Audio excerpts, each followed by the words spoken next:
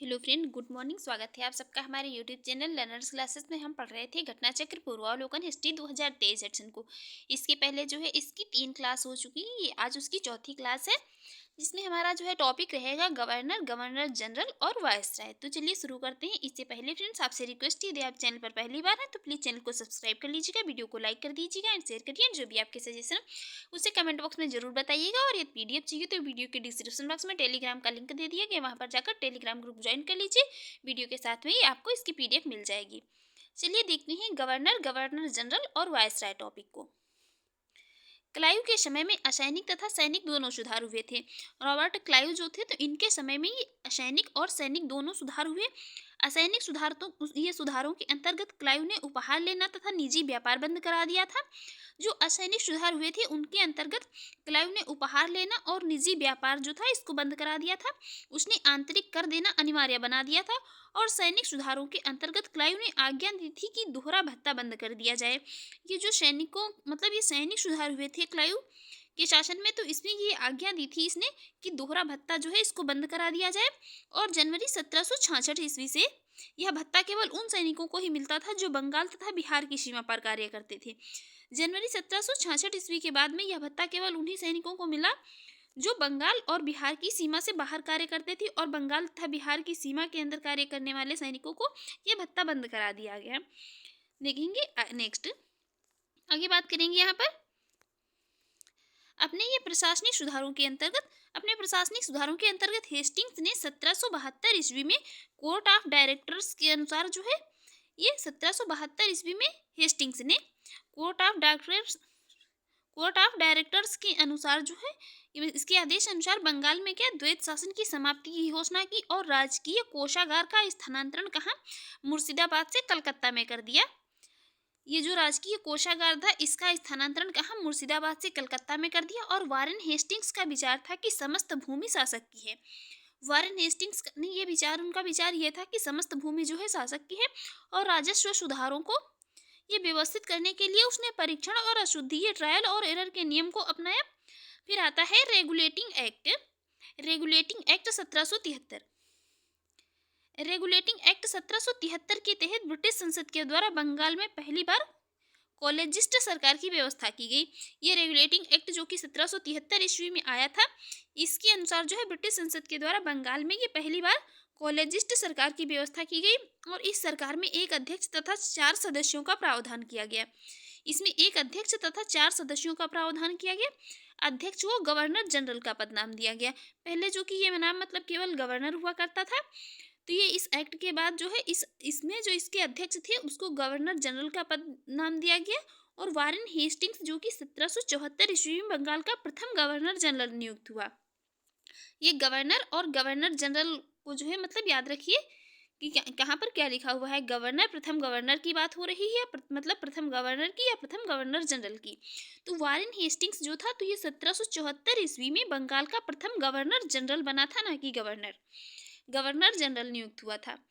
आगे बात करेंगे, जन प्रशासन की नींव वारेन हेस्टिंग्स के द्वारा मजबूती से रखी गई थी, जिस पर ऊपरी संरचना जो है कार्नवालिस ने तैयार की थी। और कार्नवालिस के समय में न्यायिक सुधारों जैसे ये सुधारों, फौजदारी कानूनों में सुधारों, पुलिस सुधारों, कर संबंधी सुधारों तथा व्यापारिक सुधारों से जन प्रशासन की नींव पड़ी थी। फिर उसके बाद जो है ये 15 जनवरी 1784 ईस्वी को एशियाटिक सोसाइटी या बंगाल की स्थापना के समय बंगाल का गवर्नर जनरल था, वो था Lord Warren Hastings. Lord Warren Hastings जो थे तो ये 1774 से लेकर 1785 ईस्वी तक रहे थे। इसके बाद ये सुरक्षा प्रकोष्ठ या घेरे की नीति से वारेन हेस्टिंग्स तथा वेलेजली संबंधित थे। ये सुरक्षा प्रकोष्ठ तथा घेरे की नीति से संबंधित था दो गवर्नर जनरलों का, वारेन हेस्टिंग्स थे और वेलेजली संबंधित थे। वारेन हेस्टिंग्स के अन्यायपूर्ण तथा निरंकुश कार्यों के कारण उस पर महाभियोग का मुकदमा चलाया गया था, जो कि 1788 से लेकर 1795 ईस्वी तक चलता था। किंतु ब्रिटिश संसद ने उनकी सीमाओं को देखते हुए उसे सभी दोषों से मुक्त कर दिया था। बात करेंगे यहाँ पर रियासत की, जो ये रियासतों के प्रति प्रमुख जो ब्रिटिश नीतियां थी उसमें से पहली थी कंपनी का भारतीय रियासतों से समानता के लिए संघर्ष, जो कि 1740 से लेकर 1765 ईस्वी तक। फिर उसके बाद सुरक्षा प्रकोष्ठ नीति, या जो घेरे की नीति कही जाती थी, ये 1765 से लेकर 1813 ईस्वी तक। फिर अधीनस्थ पार्थक्य की नीति, जो कि 1813 से लेकर 1857 ईस्वी तक। उसके बाद ये नीति थी अधीनस्थ संघ की नीति। अधीनस्थ संघ की नीति ये 1858 से लेकर 1935 ईस्वी तक। फिर बराबर के संघ की नीति, जो कि 1935 से लेकर 1947 ईस्वी तक थी। नेक्स्ट आगे यहाँ पर बात करेंगे दीवानी और फौजदारी कचहरियों के श्रेणीबद्ध संगठन के जरिए न्याय प्रदान करने की एक व्यवस्था की, जो मतलब व्यवस्था की नींव किसने, अंग्रेजों ने रखी थी। और इस व्यवस्था को वारेन हेस्टिंग्स ने आरंभ किया था, मगर इसमें कॉर्नवालिस ने इसे और जो है सुदृढ़ बनाया और शक्ति जो है कलेक्टर के हाथों में केंद्रित कर दी गई। फिर 1787 ईस्वी में जिले के प्रभारी कलेक्टरों को दीवानी अदालतों के दीवानी न्यायाधीश भी नियुक्त कर दिया गया था। और इसके अतिरिक्त जो है उन्हें फौजदारी शक्तियां और सीमित मामलों में जो है ये फौजदारी न्याय करने के भी अधिकार दे दिए गए। फिर उसके बाद 1790 से लेकर 1792 ईस्वी के बीच में जो भारतीय न्यायाधीशों से युक्त जिला फौजदारी अदालतों को समाप्त करके उसके स्थान पर ये जो है 4 भ्रमण करने वाले न्यायालय, 3 बंगाल हेतु और 1 बिहार हेतु के लिए नियुक्त किया गया। इन अदालतों की अध्यक्षता जो है तो यूरोपीय व्यक्ति द्वारा, मतलब भारतीय काजी और मुफ्ती के सहयोग से की जाती थी। ये जो अदालतों की नियुक्ति की गई थी, तो अदालतें बनाई गई थी, तो उनकी जो अध्यक्षता है तो ये यूरोपीय व्यक्तियों के द्वारा ही की जाती थी। आगे बात करेंगे यहाँ पर लॉर्ड कॉर्नवालिस जो थे। लॉर्ड कॉर्नवालिस ने कानून की विशिष्टता का नियम जो इससे पूर्व नहीं था भारत में लागू किया। कानून की विशिष्टता का नियम किसने लागू किया था, तो ये लॉर्ड कॉर्नवालिस ने लागू किया था। कॉर्नवालिस ने अपने न्यायिक सुधारों को कॉर्नवालिस ने जो न्यायिक सुधार मतलब किए थे, तो न्यायिक सुधारों में 1793 ईस्वी तक अंतिम रूप देकर इनको जो है अंतिम रूप देकर उन्हें क्या कॉर्नवालिस संहिता के रूप में प्रस्तुत किया। जो भी मतलब उन्होंने नियम लागू किए उनको कॉर्नवालिस संहिता कहा, कॉर्नवालिस संहिता का रूप देकर प्रस्तुत किया।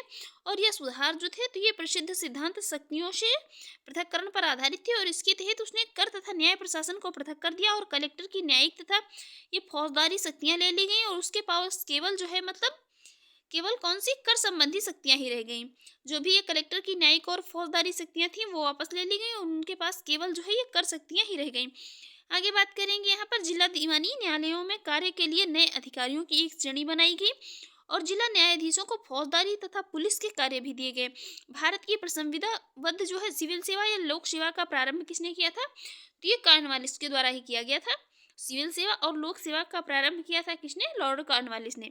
लॉर्ड कॉर्नवालिस ने 1786 से लेकर 1793 ईस्वी एवं जो है 30 जुलाई 1805 से लेकर 5 अक्टूबर 1805 तक ये बंगाल का गवर्नर जनरल रहा था। तो ये जब तक मतलब बंगाल का गवर्नर जनरल का कार्यकाल जो इनका था, मोस्ट इंपॉर्टेंट याद रखिए, लॉर्ड कॉर्नवालिस 1786 से लेकर पहले 1793 तक रहते हैं। फिर उसके बाद जो है ये 30 जुलाई 1805 से लेकर 5 अक्टूबर 1805 तक बंगाल के गवर्नर जनरल रहते हैं। इसकी मृत्यु कब हुई थी, तो ये लॉर्ड कॉर्नवालिस की मृत्यु 5 अक्टूबर 1805 को गाजीपुर के उत्तर प्रदेश में हुई थी। यहीं पर इनकी कब्र स्थित है, उत्तर प्रदेश के गाजीपुर जिले में हुई थी, यहाँ गाजीपुर में, और यहीं पर जो है क्या है, इनकी कब्र स्थित है। आगे बात करेंगे यहीं पर लॉर्ड वेलेस्ली, जो कि 1798 से लेकर 1805 ईस्वी की सहायक संधि स्वीकार करने वाला पहला राज्य।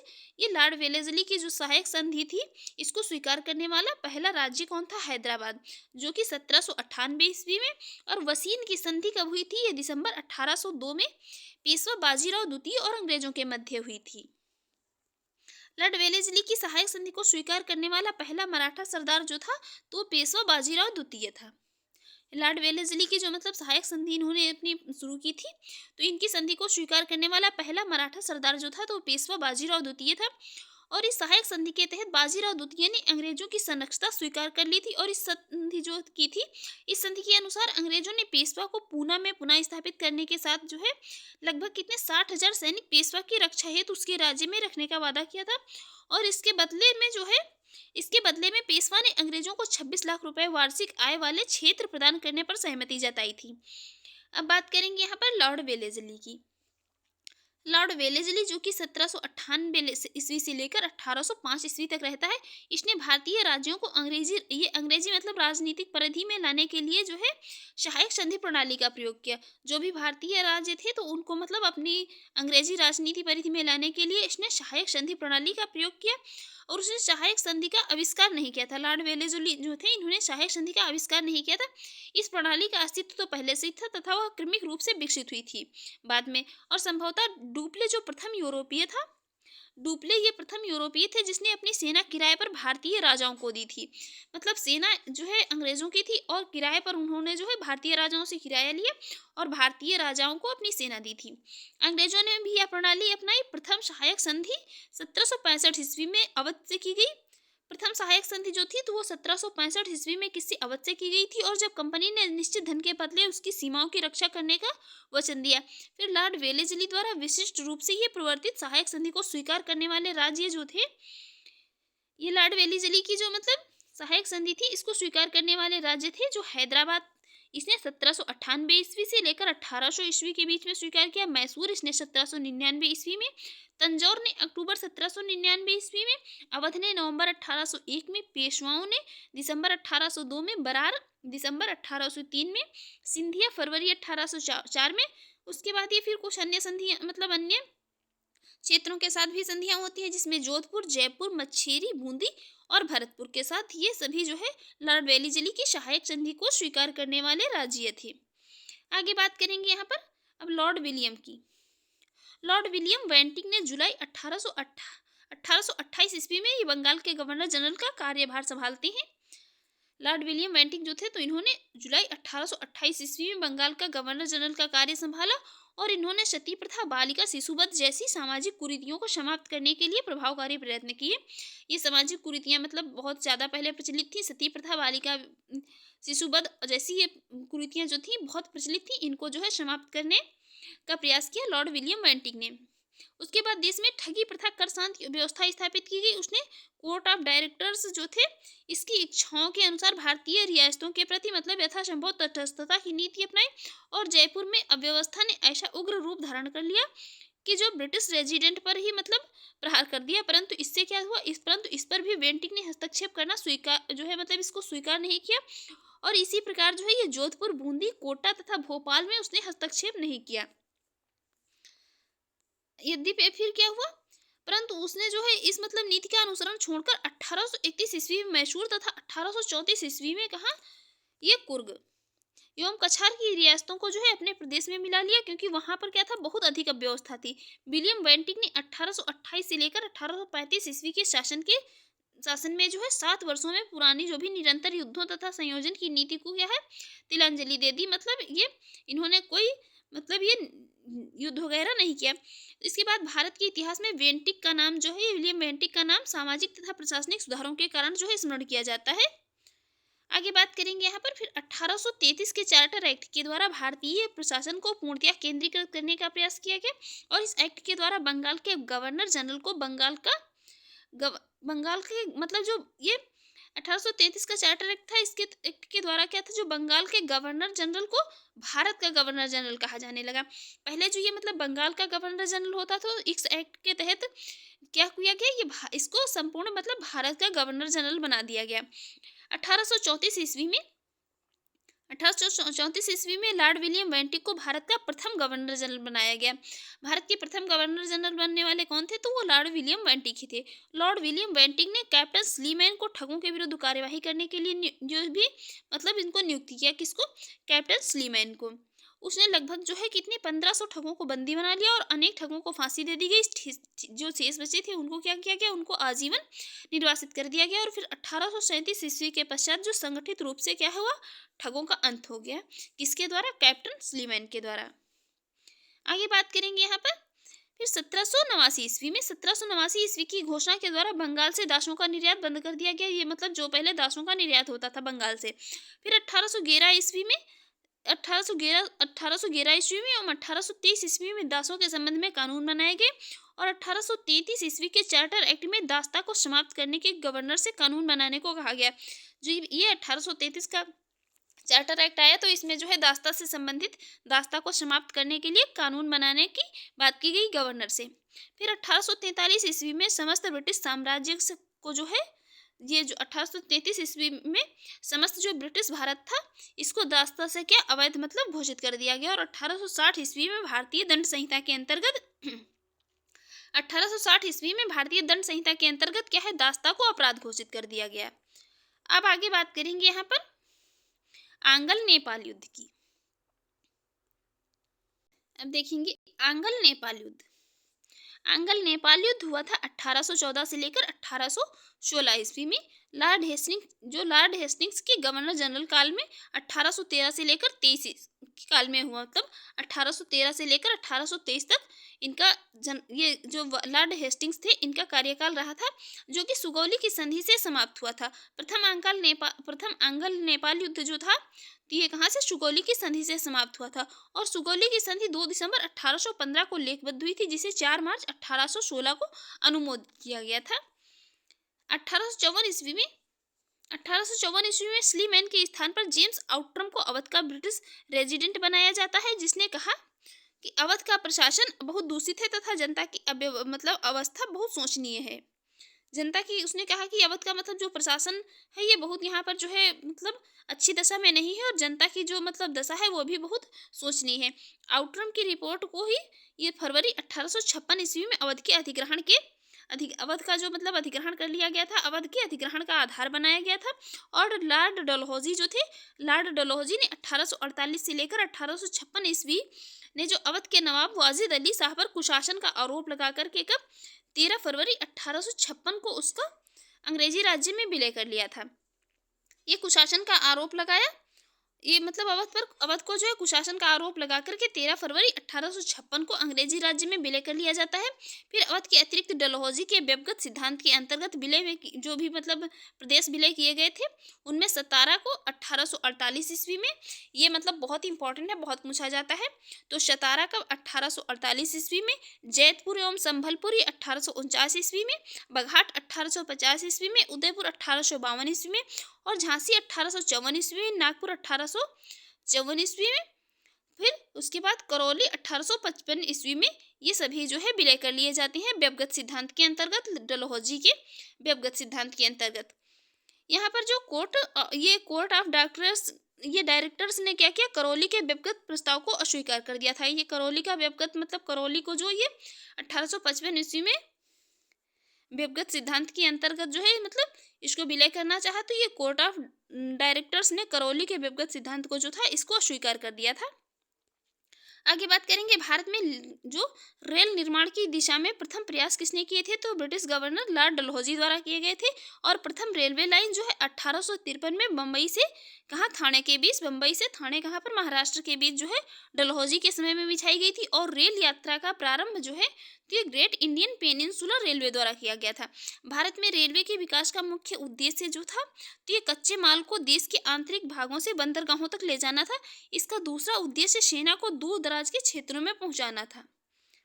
आगे बात करेंगे यहाँ पर जो है इससे क्या था, ताकि जो है ब्रिटिश शासकों के प्रति होने वाले किसी भी विद्रोह को सरलता से कुचला जा सके। और रेलवे का सर्वाधिक विस्तार कब हुआ, तो 1900 ईस्वी के आसपास हुआ, जो कि लॉर्ड कर्जन का समय था। रेलवे का सर्वाधिक विस्तार 1900 ईस्वी के आसपास में लॉर्ड कर्जन के समय में हुआ। ब्रिटिश भारतीय राज्य क्षेत्र का अंतिम प्रमुख विस्तार जो है लॉर्ड डफरिन के समय में हुआ था, जब 1885 ईस्वी में तृतीय आंग्ल वर्मा युद्ध के बाद 1 जनवरी 1886 को क्या हुआ था, वर्मा को ब्रिटिश भारत में मिला लिया गया था। डलहौजी से पूर्व सार्वजनिक निर्माण का कार्य एक सैनिक बोर्ड पर था। डलहौजी से पूर्व जो ये सार्वजनिक निर्माण का कार्य था तो एक सैनिक बोर्ड पर था, और इसके कार्यकाल में पहली बार एक अलग सार्वजनिक निर्माण विभाग बनाया गया। ये बहुत पूछा जाता है, मतलब सार्वजनिक निर्माण विभाग जो है किसके कार्यकाल में बनाया गया था, तो डलहौजी के कार्यकाल में। और जो ये सार्वजनिक उपयोग के कार्य के लिए मतलब बहुत सा धन व्यय किया जाने लगा। और ईश्वरचंद्र विद्यासागर के अथक प्रयासों के फलस्वरूप जो है तो लॉर्ड कैनिंग के समय में विधवा पुनर्विवाह अधिनियम 1856 पारित हुआ। इसके लिए जो है ईश्वरचंद्र विद्यासागर ने मतलब बहुत सारे प्रयास किए, और यह लॉर्ड कैनिंग के समय में पारित हुआ विधवा पुनर्विवाह अधिनियम 1856। इस अधिनियम के तहत जो ये मतलब इस अधिनियम का जो नियम 15वां था, इसके तहत क्या हुआ, विधवा विवाह को वैध मान लिया गया और उस विवाह से उत्पन्न हुए बालक को भी वैध घोषित कर दिया गया। और विधवाओं के कल्याण से मतलब अन्य भी नेता जुड़े, उनमें शामिल थे कौन, पश्चिम भारत में जो थे तो विष्णु शास्त्री, और ये धोदो केशव कर्वे जो थे, इन्होंने 1899 ईस्वी में पूना में विधवा आश्रम की स्थापना की थी। फिर 1857 ईस्वी में ये मतलब 1857 ईस्वी की महान क्रांति का सबसे महत्वपूर्ण परिणाम था कि महारानी की उद्घोषणा। यह उद्घोषणा कब होती है, 1 नवंबर 1858 ईस्वी को इलाहाबाद में हुए दरबार में लॉर्ड कैनिंग द्वारा इसको उद्घोषित किया जाता है। इसने ईस्ट इंडिया कंपनी के शासन की समाप्ति और भारत के शासन को जो है क्या सीधे ये ब्रिटिश शाही ताज के अंतर्गत लाए जाने की इसमें घोषणा की गई थी। इसके तहत जो है लॉर्ड कैनिंग ब्रिटिश भारत का प्रथम वायसराय बना। पहले जो गवर्नर का पद था, उसके बाद पहले जो ये मतलब गवर्नर का पद हुआ करता था, उसके बाद ये गवर्नर जनरल पद नाम दिया गया। फिर इसके बाद जो है ये इसको वायसराय पद कहा जाने लगा। इसके बाद ये जो था लॉर्ड कैनिंग ब्रिटिश भारत का प्रथम वायसराय बनता है। महारानी विक्टोरिया को भारत की सामग्री 1877 ईस्वी में नियुक्त किया गया था और जनवरी 1877 ईस्वी में आयोजित किए गए दिल्ली दरबार 1877 ईस्वी में दिल्ली दरबार आयोजित किया जाता है। इसमें इन्हें कैसरे हिंद की उपाधि प्रदान की गई थी। फिर इसके बाद यहाँ पर बात करेंगे अब प्रथम आंग्ल अफगान युद्ध की। प्रथम आंग्ल अफगान युद्ध 1839 से लेकर 1842 ईस्वी के मध्य हुआ था और इस दौरान भारत के गवर्नर जनरल कौन थे, ऑकलैंड। लॉर्ड लिटन के समय द्वितीय आंग्ल अफगान युद्ध होता है 1878 से लेकर 1880 ईस्वी में। और 1843 के एक्ट के द्वारा जो है भारत में ये तत्कालीन गवर्नर जनरल कौन थे, लॉर्ड एलनबरो ने दास प्रथा का उन्मूलन किया था। लॉर्ड एलनबरो थे, इन्होंने दास प्रथा का उन्मूलन किया था। इसके काल में 1842 से लेकर 1844 ईस्वी के दौरान जो अगस्त 1843 में सिंध को पूर्ण रूप से ब्रिटिश साम्राज्य में मिला लिया गया था। और ये चतुराई निष्क्रियता या कुशल आक्रमणता की नीति ये चतुराईपूर्ण निष्क्रियता या कुशल आक्रमणता की नीति या policy of masterly in activity आंग्ल अफगान संबंधों के संदर्भ में लॉर्ड एलनबरो जो थे, तो इन्होंने लॉर्ड एलनबरो के काल से प्रारंभ होकर के लॉर्ड नॉर्थब्रुक थे, इनके काल तक चलती रही। और फिर इस काल को जो है कुशल आक्रमणता की नीति का काल कहा जाने लगा। और इस नीति को प्रायः जो है किसने, जॉन लॉरेंस के नाम से विशिष्ट रूप से संबंधित किया जाता है। इसको जॉन लॉरेंस के नाम से जो है विशिष्ट रूप से संबंधित किया जाता है क्योंकि उसके वायसराय काल में इस नीति का अनुसरण करने का स्पष्ट अवसर मिला था और इस नीति की जो भी मतलब रूपरेखा स्पष्ट रूप से इसमें निश्चित की गई थी। जो ये मास्टरली इनएक्टिविटी शब्द का जो है JWS वाइली ने एडिनबरा रिव्यू के एक लेख में प्रयोग किया था। और भारत में अंग्रेजों के समय में प्रथम जनगणना हुई थी, तो ये लॉर्ड मेयो के कार्यकाल में हुई थी। कब, 1869 ईस्वी से लेकर 1872 ईस्वी के कार्यकाल में हुई थी और 1872 ईस्वी में प्रारंभ हुई थी, किंतु लॉर्ड रिपन के काल में नियमित जनगणना हुई थी। ये क्वेश्चन बहुत पूछा जाता है कि मतलब जो प्रथम जनगणना किसके कार्यकाल में हुई थी, तो प्रथम जनगणना जो ये हुई थी तो लॉर्ड मेयो के कार्यकाल में 1872 में प्रारंभ हुई थी और नियमित जनगणना जो है किसके कार्यकाल में हुई थी, तो यह लॉर्ड रिपन के कार्यकाल में 1881 ईस्वी में शुरू हुई थी। लॉर्ड मेयो 1869 ईस्वी से लेकर 1872 ईस्वी तक रहे थे और इनकी हत्या जो है अंडमान निकोबार द्वीप समूह के भ्रमण के दौरान एक मतलब कैदी था जिसका नाम था शेर अली अफरीदी, इसने कर दी थी। मेयो जो है ये प्रथम गवर्नर जनरल थे और इनकी हत्या उनके कार्यकाल में की गई थी। लॉर्ड मेयो जो थे ऐसे प्रथम गवर्नर जनरल थे जिनकी हत्या जो है उनके कार्यकाल में की गई थी। 1876 ईस्वी में लिटन के वायसराय बनकर भारत आने पर अफगानिस्तान के प्रति जो अपनाई गई नीति में परिवर्तन आया और कुशल आक्रमणता की नीति के स्थान पर क्या हुआ, इसके स्थान पर अग्रगामी नीति का अनुसरण होने लगा। मेजर सिंडेमन की बलूचिस्तान में गवर्नर जनरल के एजेंट के रूप में नियुक्ति के साथ ही क्या हुआ, बलूचिस्तान में हस्तक्षेप न करने के स्थान पर हस्तक्षेप की नीति अपनाई गई थी। अब आगे बात करेंगे यहाँ पर वर्नाक्युलर प्रेस एक्ट की।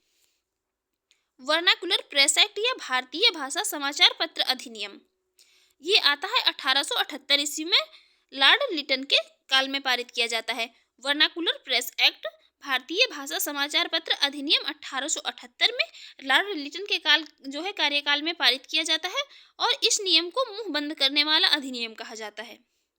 इसको जो है मुंह बंद करने वाला अधिनियम क्यों कहा जाता है? क्योंकि मतलब यहाँ पर क्या था कि जो भी मतलब समाचार पत्र वगैरह कुछ भी छापे जाते थे उस पर तो क्या है, प्रकाशक वगैरह का नाम छापना यहाँ पर है स्पष्ट कर दिया गया था इन चीज़ों को, इसलिए जो है इसे मुंह बंद करने वाला अधिनियम कहा गया।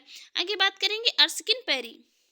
अर्स्किन पेरी ने इस अधिनियम को जो है विपरीतगामी और असंगत तथा भारत की ये भावी प्रगति के लिए घातक पग बताया था, और श्री एस एन बनर्जी ने इसे आकाश से वज्रपात कहा था।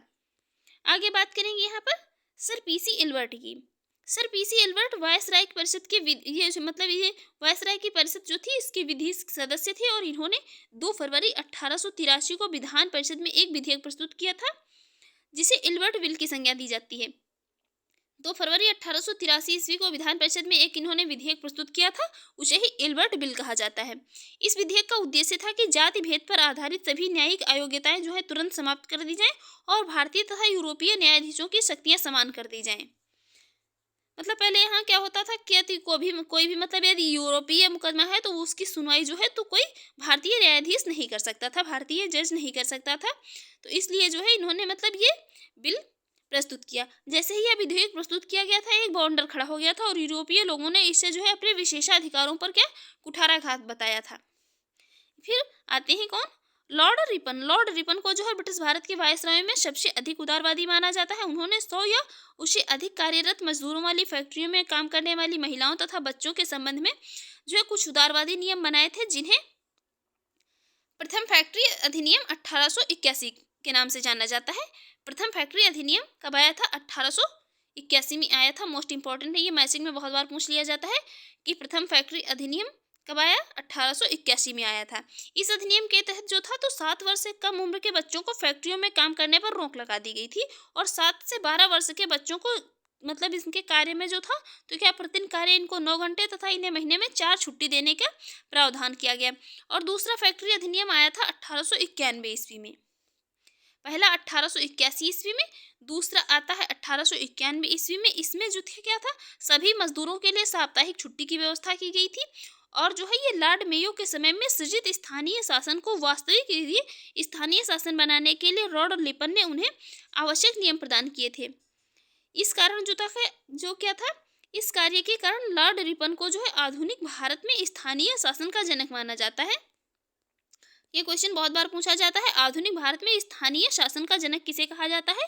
तो ये लॉर्ड रिपन को। चार्ल्स मेटकॉफ जो थे इन्होंने प्रेस पर से प्रतिबंध हटाया था, इसलिए उसने जो है समाचार पत्रों का मुक्तिदाता कहा जाता है। चार्ल्स मेटकॉफ को समाचार पत्रों का मुक्तिदाता कहा जाता है।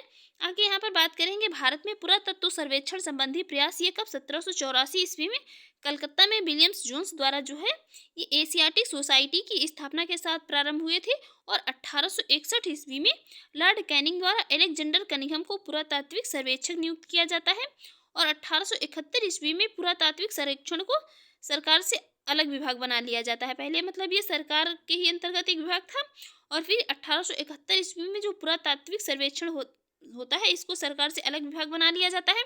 और लॉर्ड कर्जन के कार्यकाल में 1899 से लेकर 1905 के दौरान वर्ष 1901 में जो है भारतीय पुरातत्व सर्वेक्षण जो होता है इसको एकीकृत एवं केंद्रीयकृत जो है स्वरूप देते हुए इसको जॉन मार्शल को इसका नया महानिदेशक नियुक्त किया जाता है।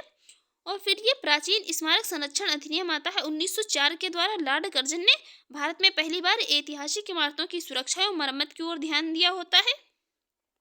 यहाँ पर जो है ये इसकी मरम्मत की ओर ध्यान देते हैं और 50,000 पाउंड की धनराशि का आवंटन भी कर देते हैं। फिर उसके बाद जो है ये गोपाल कृष्ण गोखले ने कर्जन के प्रशासन की तुलना मुगल सम्राट औरंगजेब से की थी। गोपाल कृष्ण गोखले जो थे इनको गांधी जी ने जो है अपना राजनीतिक गुरु भी माना था। मुगल सम्राट औरंगजेब से तुलना की थी इन्होंने इसकी। आगे बात करेंगे यहाँ पर नवंबर 1905 में जो है तो ये लॉर्ड कर्जन के स्थान पर नवंबर 1905 में लॉर्ड कर्जन के स्थान पर देखते हैं कौन आता है। लॉर्ड कर्जन के स्थान पर जो है लॉर्ड मिंटो को भारत का वायसराय नियुक्त किया गया था। तो जॉन मॉर्ले को भारत का सचिव नियुक्त किया जाता है कि ये एक मतलब मार्ले मिंटो सुधार आया था कब? 1909 में। इनके द्वारा इन किए गए सुधारों को जो है मार्ले मिंटो सुधार 1909 के नाम से जाना जाता है। और इस अधिनियम के द्वारा जो मुसलमानों के लिए पृथक मताधिकार तथा पृथक निर्वाचन क्षेत्रों की स्थापना की जाती है। और वायसराय लॉर्ड हार्डिंग के समय में ये वायसराय लॉर्ड हार्डिंग होते हैं। इनके समय में भारत की राजधानी को कलकत्ता से दिल्ली स्थानांतरण किया जाता है।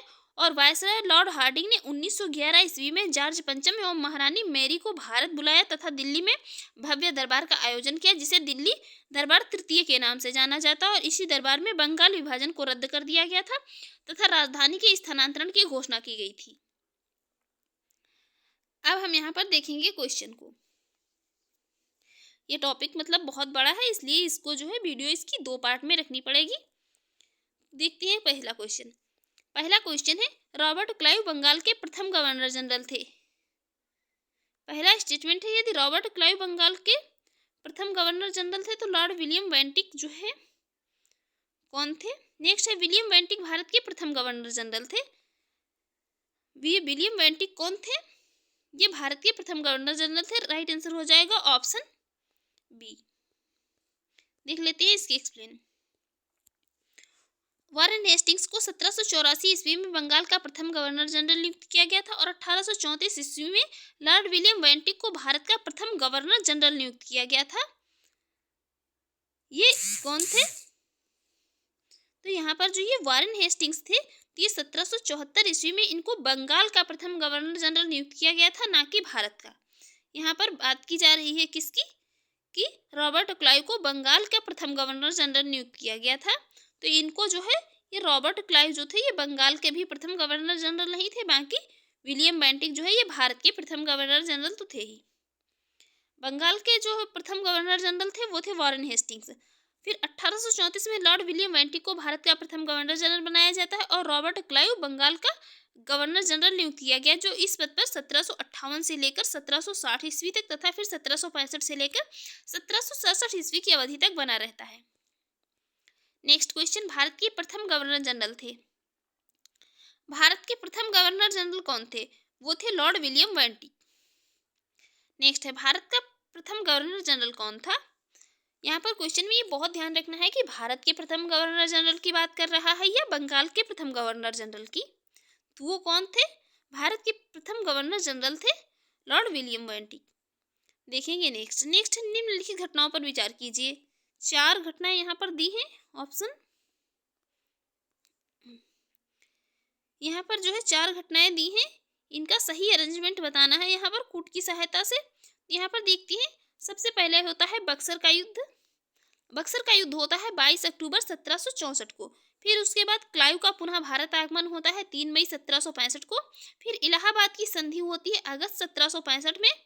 और उसके बाद वारेन हेस्टिंग्स को बंगाल का गवर्नर जनरल बनाया जाता है 1772 ईस्वी में। देखेंगे नेक्स्ट क्वेश्चन है यहाँ पर, निम्नलिखित में से कौन सा सही नहीं है। पूछा जा रहा है कौन सा यहाँ पर स्टेटमेंट जो है करेक्ट नहीं है। पढ़ते हैं, पहला स्टेटमेंट है, जन प्रशासन की नींव वारेन हेस्टिंग्स द्वारा मजबूती से रखी गई थी, जिस पर जो है ऊपरी संरचना किसने, कॉर्नवालिस ने तैयार की थी। करेक्ट है स्टेटमेंट। दूसरा है, ईस्ट इंडिया कंपनी की असैनिक और सैनिक सुधार करने का श्रेय क्लाइव को जाता है। बिल्कुल जाता है। सी स्टेटमेंट है, लॉर्ड विलियम बेंटिक सबसे बड़े ब्रिटिश शासकों में से एक थे क्योंकि उसने भारत में ब्रिटिश साम्राज्य को संग्रहित किया था। ये स्टेटमेंट यहाँ पर इनकरेक्ट हो जाएगा, तो यही राइट आंसर हो जाएगा कौन, ऑप्शन सी। ये सब अभी देख चुके हैं, यहाँ इनको एक बार और देख लेते हैं। ये लॉर्ड डलहौजी जो कि 1848 से लेकर 1856 तक इनके व्यक्तिगत सिद्धांत के अंतर्गत है, जो है 1848 में सतारा को और 1849 ईस्वी में जैतपुर तथा संभलपुर, 1850 ईस्वी में बघाट को, 1852 ईस्वी में उदयपुर को, 1854 में तथा जो है झांसी को 1854 ईस्वी में, और इसमें ये नागपुर का मतलब इसमें ये विलय कर लिया जाता है। फिर 1856 ईस्वी में डलहौजी ने अवध का जो है विलय कुप्रशासन के बहाने से किया था।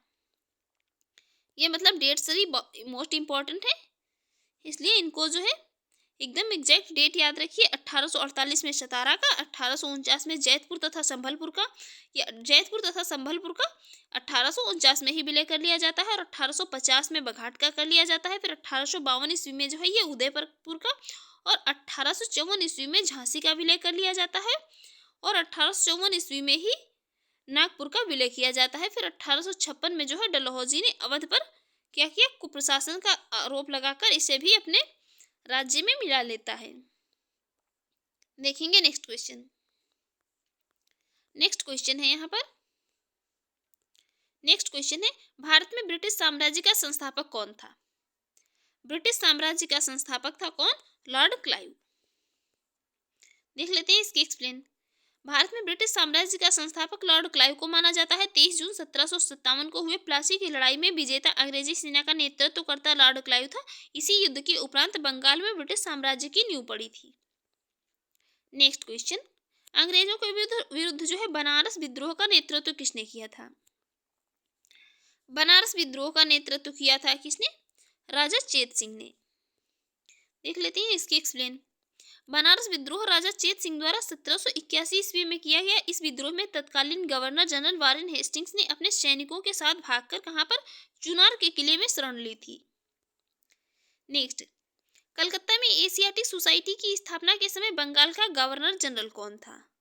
वो थे कौन? Lord Warren Hastings.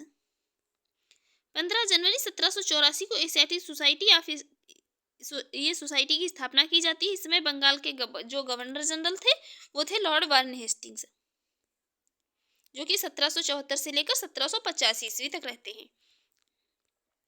नेक्स्ट, सुरक्षा प्रकोष्ठ की नीति संबंधित थी। सुरक्षा प्रकोष्ठ की नीति जो है ये संबंधित थी इससे? वारेन हेस्टिंग्स से। सुरक्षा प्रकोष्ठ या घेरे की नीति से वारेन हेस्टिंग्स तथा वेलेजली संबंधित थे। वारेन हेस्टिंग्स ने मैसूर तथा मराठों के साथ युद्ध और अन्य भारतीय रियासतों के साथ बराबरी की पदवी प्राप्त करने की भावना से इस समय जो है मतलब कंपनी ने अपने राज्य के चारों ओर मध्य जो भी मतलब बफर स्टेट बनाने का प्रयत्न किया था। कंपनी का उद्देश्य यह केवल अपने राज्य की सुरक्षा करना था, बाकी यहाँ पर जो है ये क्या है अपनी सीमाएं सुरक्षित करना चाहते थे। और उस समय भय मुख्यतः जो है अफगानों और मराठों से था इनको। देखेंगे नेक्स्ट क्वेश्चन। नेक्स्ट क्वेश्चन है रिंग फेंस नीति का संबंध इनमें से किससे है? रिंग फेंस की नीति का संबंध इनमें से किससे है? यह है वारेन हेस्टिंग्स से। नेक्स्ट क्वेश्चन, निम्नलिखित किसने बंगाल में द्वैत शासन प्रणाली या डुअल गवर्नमेंट को समाप्त किया था? ये बंगाल में द्वैत शासन प्रणाली को समाप्त किया था किसने? वारेन हेस्टिंग्स ने। देख लेते हैं इसकी एक्सप्लेन। वारेन हेस्टिंग्स के कार्यकाल में 1772 ईस्वी में कोर्ट ऑफ डायरेक्टर्स ने दोहरी शासन प्रणाली को समाप्त करने का निर्णय लिया था तथा कलकत्ता परिषद एवं उनके प्रशासन को आज्ञा दी थी कि वे स्वयं दीवान बने और बंगाल, बिहार तथा उड़ीसा के प्रबंध को अपने हाथों में ले लें। वारेन हेस्टिंग्स ने दोनों उपदीवानों जिसमें मोहम्मद रजा खां और राजा सिताब राय को पदच्युत करके द्वैत शासन की शुरुआत बंगाल में क्लाइव के समय में जो कि 1765 ईस्वी में की गई थी। नेक्स्ट क्वेश्चन है बंगाल में द्विशासन प्रणाली किसके द्वारा लागू की गई थी? ये लागू की गई थी रॉबर्ट क्लाइव के द्वारा। देखेंगे नेक्स्ट क्वेश्चन। यहाँ पर इसकी एक्सप्लेन देख लेते हैं। क्वेश्चन था, यहाँ पर एक क्वेश्चन और रह गया है। क्वेश्चन है किस गवर्नर जनरल पर महाभियोग का मुकदमा चलाया गया था? महाभियोग का मुकदमा चलाया गया था किस पर? वारेन हेस्टिंग्स पर। वारेन हेस्टिंग्स पर महाभियोग का मुकदमा चलाया गया था। आप लोग जो है कमेंट बॉक्स में बताइए जो है भारतीय संविधान के किस अनुच्छेद में राष्ट्रपति पर महाभियोग चलाने की शक्ति दी गई है? कमेंट बॉक्स में जो है अपना उत्तर बताएं। देख लेते हैं इसकी एक्सप्लेन। वारेन हेस्टिंग्स के अन्यायपूर्ण तथा निरंकुश कार्यों के कारण उस पर जो है महाभियोग का मुकदमा चलाया गया था, जो कि 1788 से लेकर कब तक? 1795 ईस्वी तक चलता रहा। किंतु जो है ब्रिटिश संसद ने उसकी सेवाओं को देखते हुए सभी दोषों से उसको मुक्त कर दिया था और यह भी कहा कि वारेन हेस्टिंग्स ने सब कुछ जो है साम्राज्य के हित में किया है, ना कि अपने लिए। और वारेन हेस्टिंग्स पर लगे महाभियोग के बारे में विद्वानों के मत भिन्न भिन्न थे, किंतु जो है वी.एस. सिमथ का निर्णय सबसे अधिक मान्य था। वह लिखते थे उसके थोड़े से दोस्त जहां तक वे वास्तव में दोस्त थे उस राजनीतिज्ञ के दोस्त थे जिस पर शाही संकट आ पड़ा हो और जिस पर मतलब इतनी कठिन उलझने आ पड़ी हो कि कभी कभी मानवीय समझ में भूल चूक हो जानी आवश्यक थी। देखेंगे नेक्स्ट क्वेश्चन। निम्नलिखित में से किस पर ब्रिटिश संसद में महाभियोग का मुकदमा चलाया गया था? ये चलाया गया था किस पर? वारेन हेस्टिंग्स पर। वारेन हेस्टिंग्स पर चलाया गया था। नेक्स्ट है वेल्लोर का विद्रोह किस गवर्नर जनरल के समय में हुआ था? वेल्लोर का विद्रोह ये हुआ था सर जॉर्ज वार्लो के समय में। सर जॉर्ज वार्लो के समय में। देख लेते हैं इसकी एक्सप्लेन। 1806 ईस्वी में वेल्लोर जो है कि मद्रास सेना के भारतीय सैनिकों ने एक विशेष प्रकार की पगड़ी पहनने, दाढ़ी मुड़वाने और तिलक न लगाने के विरुद्ध विद्रोह कर दिया था। इस समय गवर्नर जनरल थे सर जॉर्ज बार्लो। इसी के काल में जो है बैंक ऑफ कलकत्ता की भी स्थापना की गई थी और वेल्लोर के विद्रोह को 1857 की क्रांति का पूर्वगामी माना जाता है। देखेंगे नेक्स्ट क्वेश्चन है, भारत में न्यायिक संगठन की स्थापना किसने की थी? भारत में न्यायिक संगठन की स्थापना की थी किसने? लॉर्ड कॉर्नवालिस ने। देख लेते हैं इसकी एक्सप्लेन। दीवानी और फौजदारी न्यायालयों के श्रेणीबद्ध संगठन के जरिए न्याय प्रदान करने की एक नई व्यवस्था की नींव अंग्रेजों ने रखी थी और इस व्यवस्था को वारेन हेस्टिंग्स ने आरंभ किया था, मगर कॉर्नवालिस ने इसे और सुदृढ़ बनाया था। फिर 1793 ईस्वी में कॉर्नवालिस संहिता शक्तियों के पृथक्करण के सिद्धांत पर आधारित थी, जिसके तहत कर और न्याय प्रशासन को पृथक कर दिया गया था। देखेंगे नेक्स्ट क्वेश्चन। नेक्स्ट है, निम्नलिखित में से किस गवर्नर जनरल ने भारत की प्रसंविधाबद्ध सिविल सेवा ये जो है निम्नलिखित में से किस गवर्नर जनरल ने भारत की प्रसंविधाबद्ध सिविल सेवा कोवेनेंटेंट सिविल सर्विस ऑफ इंडिया का सृजन किया, जो कालांतर में भारतीय सिविल सेवा के नाम से जानी गई? ये किया था किसने? कॉर्नवालिस ने। देखते हैं इसकी एक्सप्लेन। भारत की प्रसंविधा बद्ध सिविल सेवा या लोक सेवा का सृजन किसने? कॉर्नवालिस द्वारा किया जाता है और बंगाल का गवर्नर जनरल बनने के बाद कॉर्नवालिस ने प्रशासन को पुनर्गठित किया तथा राजस्व बोर्डों को भंग करके इसके संबंध में नए नियम बनाए तथा कंपनी के अधिकारियों को व्यक्तिगत व्यापार के संबंध में भी नए नियम बनाए। और उसने जो है कॉर्नवालिस कोड के माध्यम से दीवानी तथा न्यायिक क्षेत्रों में स्पष्ट विभाजन किया, जिसने आगे चलकर जो है ये भारतीय सिविल सेवा का रूप ले लिया। भारतीय सिविल सेवा का जनक जो है लॉर्ड कॉर्नवालिस को कहा जाता है। नेक्स्ट है, भारतीय लोक सेवा का प्रवर्तन किया था किसने? ये किया था कॉर्नवालिस के शासनकाल में। नेक्स्ट है, 18वीं शताब्दी के उत्तरार्ध में किसे पर्याय कंपनी बहादुर की शानो शौकत का स्थानीय प्रतिनिधि कहा जाता है? ये कहा जाता था किसको? दरोगा को। देख लेते हैं बाकी और भी यहाँ पर जो दिए हैं। 1793 ईस्वी में लॉर्ड कॉर्नवालिस ने जमींदारों को उनके पुलिस कर्तव्यों से अलग कर प्रत्येक 20 से 30 वर्ग मील के क्षेत्र में थाना स्थापित किया तथा दरोगा नामक पुलिस अधिकारी नियुक्त किया और दरोगा की नियुक्ति पर्यवेक्षण मजिस्ट्रेट द्वारा किया जाता था। किसान दरोगा को कंपनी बहादुर की शानो शौकत का स्थानीय प्रतिनिधि मानते थे। देखेंगे नेक्स्ट क्वेश्चन है, लॉर्ड कॉर्नवालिस की कब्र कहाँ स्थित है? ये स्थित है कहाँ पर? गाजीपुर में। देख लेते हैं इसकी एक्सप्लेन। लॉर्ड कॉर्नवालिस जो थे तो ये 1786 से लेकर 1793 ईस्वी तक एवं जुलाई जो है 30 जुलाई 1805 से लेकर 5 अक्टूबर 1805 तक ये बंगाल के गवर्नर जनरल रहे थे। और इसे जो है भारत में इस्तमरारी अथवा ये स्थायी बंदोबस्त, न्यायिक संहिता तथा भारतीय लोक सेवा के प्रवर्तक के रूप में जाना जाता है। इनकी मृत्यु कब हुई थी? 5 अक्टूबर 1805 को गाजीपुर उत्तर प्रदेश में हुई थी और यहीं पर इनकी कब्र जो है स्थित है। देखेंगे नेक्स्ट क्वेश्चन है, लॉर्ड वेलेजली द्वारा लागू की गई सहायक संधि व्यवस्था के बारे में निम्नलिखित में से कौन सा कथन लागू नहीं होता है? बताना है यहाँ पर कौन सा स्टेटमेंट जो है यहाँ पर लागू नहीं होता है सहायक संधि व्यवस्था के बारे में, जो कि लॉर्ड वेलेजली के द्वारा लागू की गई थी। पहला है, दूसरों के खर्च पर एक बड़ी सेना बनाए रखना। लागू नहीं होता है पूछा जा रहा है, तो ये तो यहाँ पर लागू होता है कि दूसरों के खर्च पर एक बड़ी सेना बनाए रखना और भारत को नेपोलियन के खतरे से सुरक्षित रखना ये भी था। कंपनी के लिए एक निश्चित आय का प्रबंध करना, यही वाला नहीं लागू होता है। सी वाला तो राइट आंसर हो जाएगा, ऑप्शन सी। बाकी ये भारतीय रियासतों के ऊपर ब्रिटिश सर्वोच्चता स्थापित करना ये भी था, यहाँ पर सहायक संधि के अंतर्गत ही। देखेंगे नेक्स्ट क्वेश्चन है यहाँ पर, लॉर्ड वेलेजली की सहायक संधि को स्वीकार करने वाला पहला मराठा सरदार था, वो थे कौन? पेशवा बाजीराव द्वितीय थे। देख लेते हैं इसकी एक्सप्लेन। दौलतराव सिंधिया और जसवंत होलकर दोनों पूना में अपने को सर्वश्रेष्ठ प्रदर्शित करना चाहते थे। बाजीराव द्वितीय सिंधिया का साथ दे रहे थे। उन्होंने 1801 ईस्वी में जसवंत के भाई की हत्या कर दी और परिणाम स्वरूप जो है जसवंत होलकर की सेना ने पूना पर आक्रमण कर और पेशवा और सिंधिया की संयुक्त सेना को परास्त कर दिया। फिर बाजीराव द्वितीय ने भाग करके बशीन में शरण ली और 31 दिसंबर 1802 ईस्वी को अंग्रेजों से वसीन की संधि की। ये वसीन की संधि कब हुई थी? 1802 ईस्वी में हुई थी, 31 दिसंबर 1802 ईस्वी में। इस संधि के अनुसार क्या हुआ? पेशवा बाजीराव द्वितीय ने अंग्रेजों की संरक्षता स्वीकार कर ली। यह संधि मराठों द्वारा अंग्रेजों के साथ की गई, जो ये प्रथम सहायक संधि थी। वसीन की संधि किसके किसके बीच में हुई थी? मराठा और अंग्रेजों के बीच में। नेक्स्ट देखेंगे 1802 की वसीन की संधि पर हस्ताक्षर किसके किसके मध्य हुए थे? तो इसमें हस्ताक्षर हुए थे अंग्रेजों और मराठों में थे बाजीराव द्वितीय। नेक्स्ट, सहायक संधि को स्वीकार करने वाला पहला शासक था। पहला शासक तो था वो अवध का शासक था, अवध का नवाब था। देख लेते हैं इसकी एक्सप्लेन। यहाँ पर भी मतलब एक पॉइंट जो है बहुत कंफ्यूजिंग है, उसको भी देखेंगे आगे। वेलेजली ने सहायक संधि का आविष्कार नहीं किया था, इस प्रणाली का अस्तित्व पहले से ही था। संभवतः डुप्ले प्रथम यूरोपीय था जिसने अपनी सेना किराए पर भारतीय राजाओं को दी थी, और क्लाइव के काल से यह प्रणाली जो लगभग सभी गवर्नर जनरल ने अपनाई थी। और वेलेजली की विशेषता मतलब यह थी कि उससे जो है उसने इसका विकास करके अपने संपर्क में आने वाले सभी देसी राजाओं के संबंध में इसका जो है प्रयोग किया था।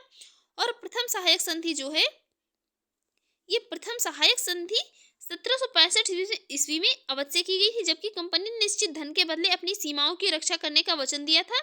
मतलब कंपनी ने जो कहा था कि एक निश्चित हमको धन दीजिए, मतलब निश्चित तौर पर, और उसके बदले क्या है, हम मतलब रक्षा करेंगे तुम्हारी सीमाओं की।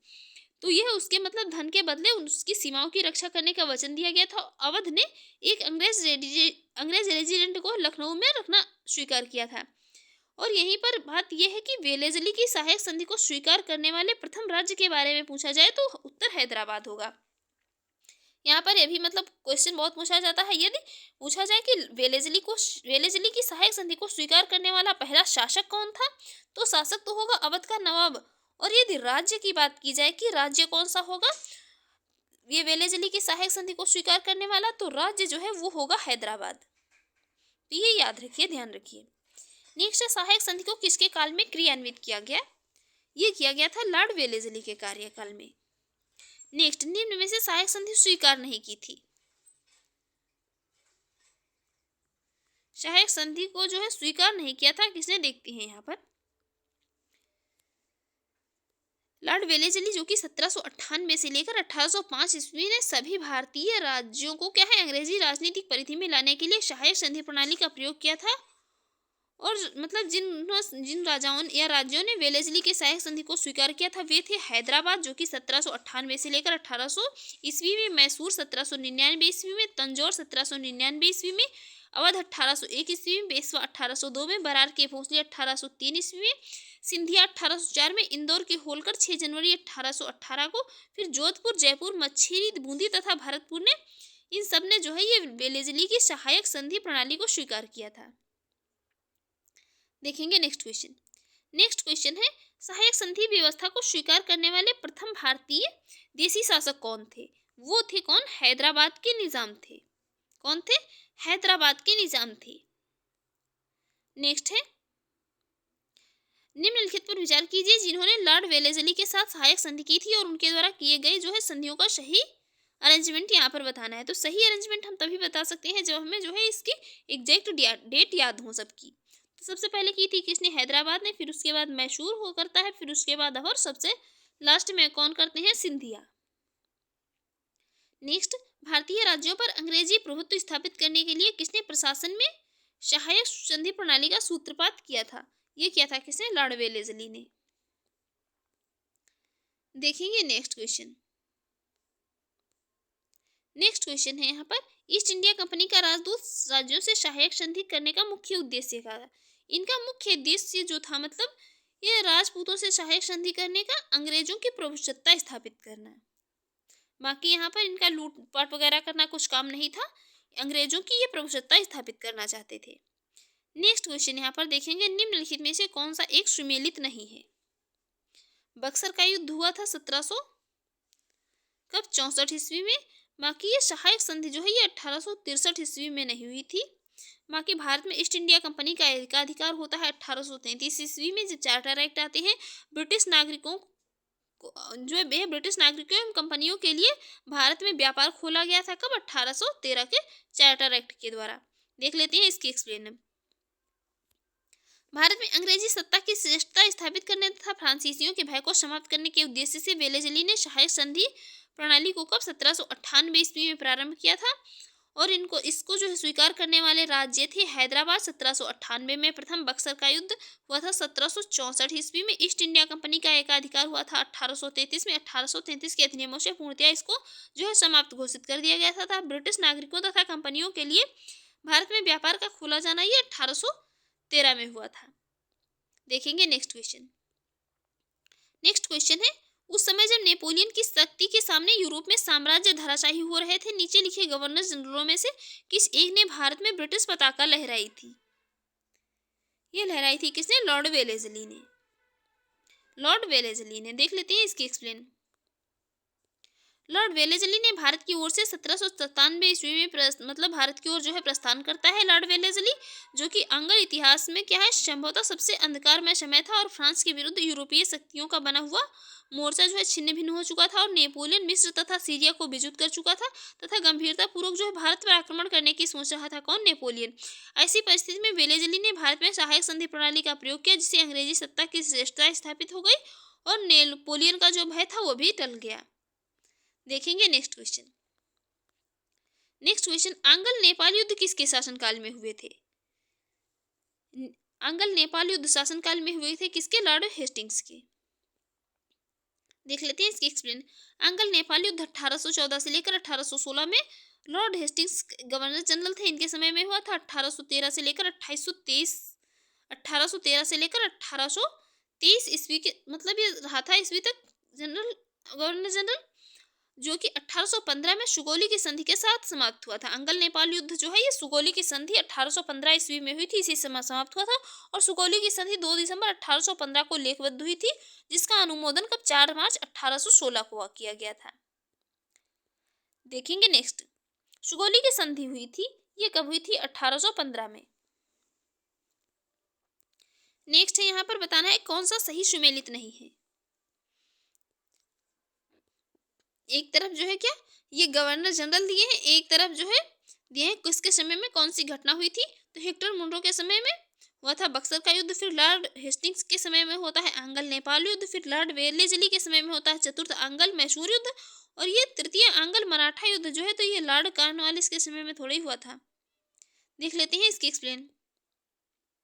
सबको तो देख ही चुके हैं, बाकी यही वाला जो है ये रह गया था। तृतीय आंगल मराठा युद्ध जो है तो ये 1817 से लेकर 1818 ईस्वी में लॉर्ड हेस्टिंग्स के समय में होता है, ना कि किसके? कॉर्नवालिस के समय में। और बाकी तो देख ही चुके हैं। नेक्स्ट, तृतीय आंगल मराठा युद्ध संबंधित है, ये संबंधित है किससे? लॉर्ड हेस्टिंग्स से। तृतीय आंगल मराठा युद्ध के समय गवर्नर जनरल थे कौन? Lord Hastings. देखेंगे next. Next, Sir Thomas Munro किन वर्षों में मद्रास के गवर्नर रहे थे? सर थॉमस मुनरो जो थे तो ये 1820 से लेकर 1827 ईस्वी तक कहाँ के? मद्रास के गवर्नर रहे थे। तो फ्रेंड्स इसके आगे के क्वेश्चन मतलब जो भी है इसके नेक्स्ट वीडियो में नेक्स्ट पार्ट में देखेंगे। तो आज की वीडियो में हमने यहाँ पर कितने 37 नंबर क्वेश्चन तक देख लिए हैं। 38 नंबर क्वेश्चन से इसके नेक्स्ट पार्ट में देखेंगे। तो आपको हमारी ये वीडियो अच्छी लगी और आपके एग्जाम के लिए यूजफुल रही हो तो हमारे यूट्यूब चैनल पर पहली बार है तो प्लीज़ चैनल को सब्सक्राइब कर लीजिएगा, वीडियो को लाइक कर दीजिएगा एंड शेयर करिए, और जो भी आपके सजेशन हो उसे कमेंट बॉक्स में ज़रूर बताइएगा। Thanks for watching.